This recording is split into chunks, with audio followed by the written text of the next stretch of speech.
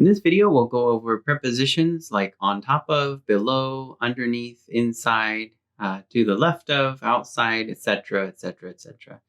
So we have an example here with a cup and a ball. Now the word cup in Hmong is ko, and the word ball is ball. We're going to change the location of the objects, but we'll keep the vocabulary the same. That way you can see a comparison. I also have the prepositions highlighted so you can see.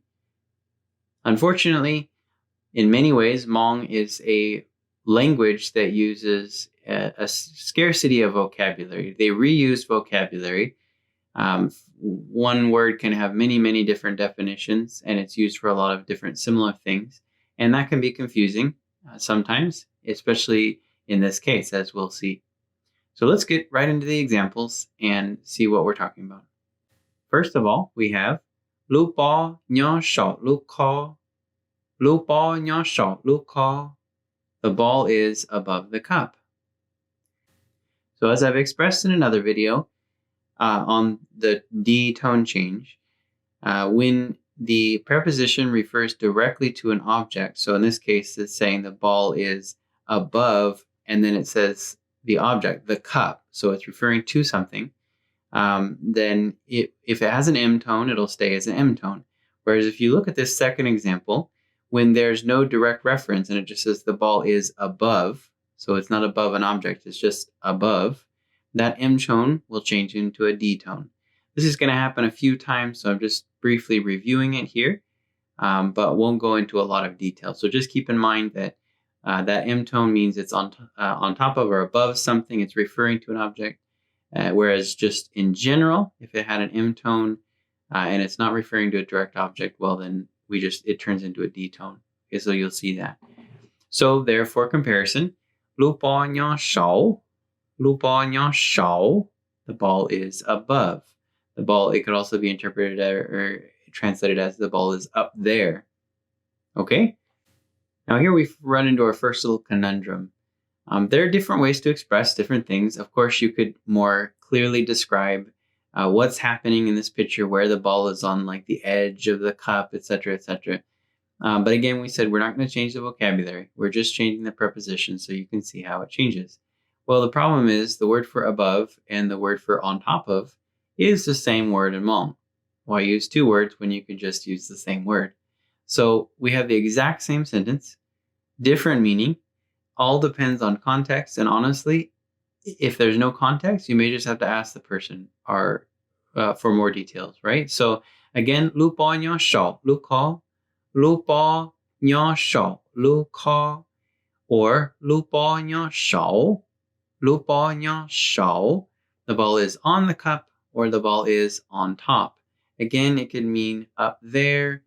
It has various different meanings, all with the same word. So you may need to ask for details. All right, so let's look at another example. The ball is in the cup. Lu po nyo ho, lu ko.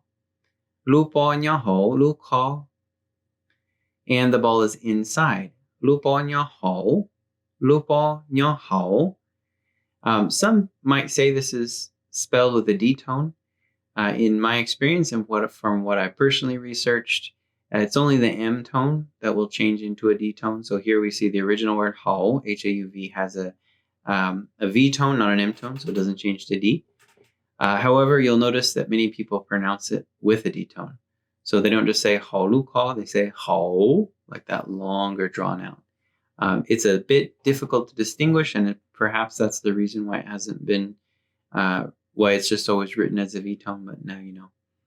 Okay, so hao can, unfortunately, in the same way, it can be used for few different things. It can mean inside, but it can also mean underneath or down.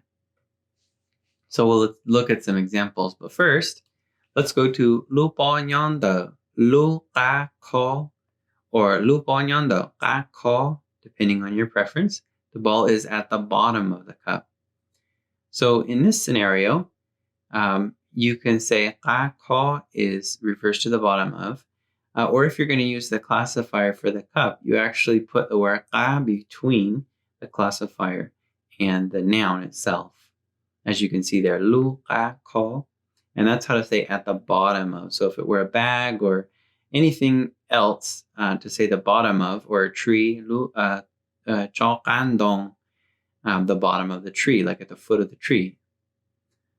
Okay, so another preposition, underneath. Now, technically speaking, hao can mean underneath.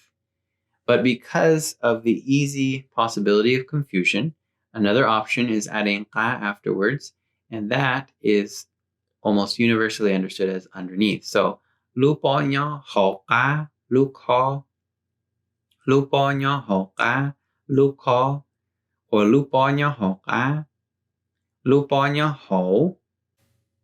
So the first line, the ball is under the cup, is pretty straightforward.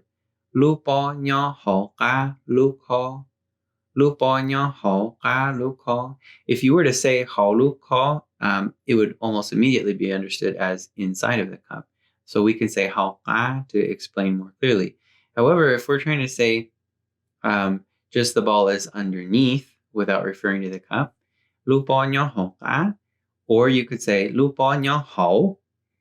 That can mean it's under. Unfortunately, it can also mean it's inside.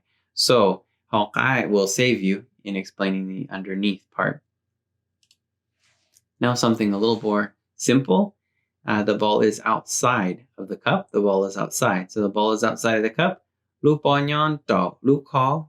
Lupo nyon do. Lupo nyon do. Luko. Whereas the ball is outside. Lupo nyon do. Lupo nyon do. Again, that last one, the M changes to a D because it's not referring to a direct object, the cup.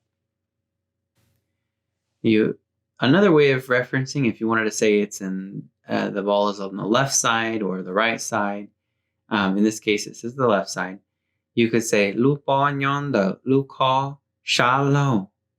Lu po nyon de lu ko sha lo. So the ball is at the cup's left side. So you could switch sha si to be the right side if you wanted to, as an example. To say the ball is in front of the cup, you would say lu po nyo won de lu ko, or you could say lu po nyo hon de lu ko. Either won de or hon de both can refer to in front of the cup. As compared to lu po nyo to ka lu ko. Lu po nyo to ka lu ko. The ball is behind the cup. It can also be, although it doesn't make a lot of sense, it could be explained as the ball is after the cup. To ka is used often for after in space or time. So in this case, it's after or behind the cup. Hopefully some of those examples will help clarify how to refer to things in relation to each other, space-wise. If you've heard things explained or expressed a different way, or if you have any questions, feel free to leave them in the comment section. And as always, I'll see you in the next video.